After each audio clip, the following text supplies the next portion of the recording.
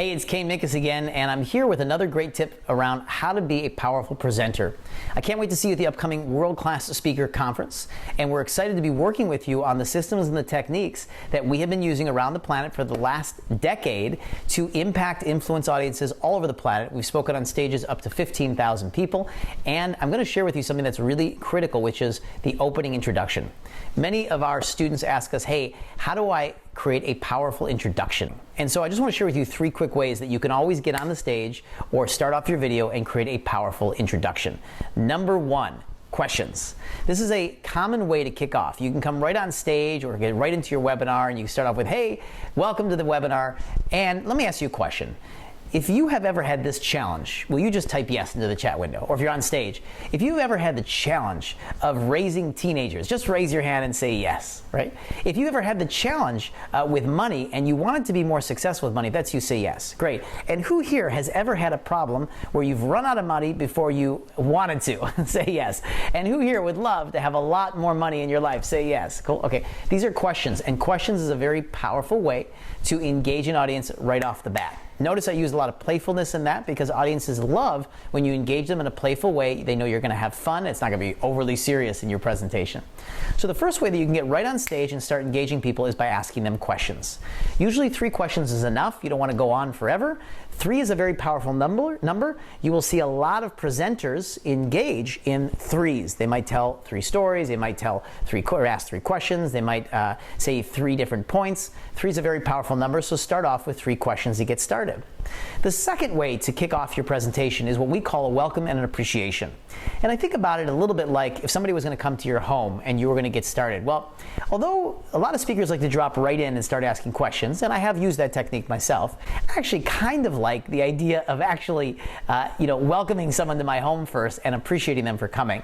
So this is a common way also that you can come on stage and really powerfully engage.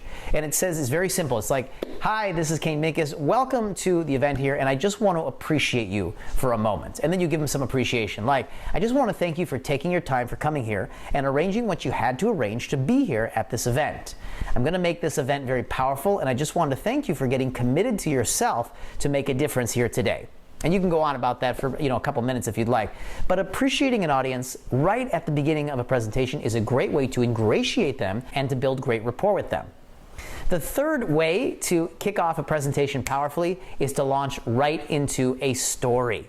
So you can kick off with a story right away, just drop right in, and that works great. Now you can also do this with a joke, but I'm always a little careful telling people to kick off with a joke because you want to make sure that you're good with telling jokes and that the joke is appropriate for the presentation and the culture and the audience. Nothing worse than bombing a joke at the very moment you walk out on stage. Not a good thing. But telling a story always is a pretty sure win. And what story could you tell? Well, you could walk right on stage, you can say thank you, and you could dive right into a story. Thank you.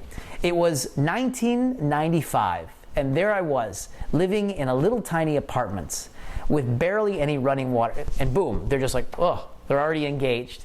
In fact, we often say that your presentation should be around 70% stories anyways, in order to continue to entertain and engage the audience. Remember that your job as a presenter is to entertain while you educate, inspire, and to ask them to take action so that they can continue down the journey of mastery, or they can engage in a product or service that you're offering so that they can have the results that you're talking about that they were inspired to create. So there you have it. 3 powerful ways you can kick off your presentation to always make sure that you're on par and that things are going well. Number 1, ask 3 questions. Number 2, start out by appreciating the audience. Number 3, telling a story or a joke, but be careful about the joke. And notice you can actually string these things together. So you could also always walk on, ask 3 questions, appreciate the audience, or do that in reverse order. Welcome and appreciate them, ask 3 questions, and then tell a story. So now you've got, if you strung those together, maybe even 5 or 10 minutes of content that you immediately have. You already got it. It's in your system. Don't even need to memorize anything or script anything. You can get out there and speak from your heart, share about your ideas and your message, and impact, influence, and make a great income with presenting. I'll see you at the World Class Speaker Training Conference. I can't wait.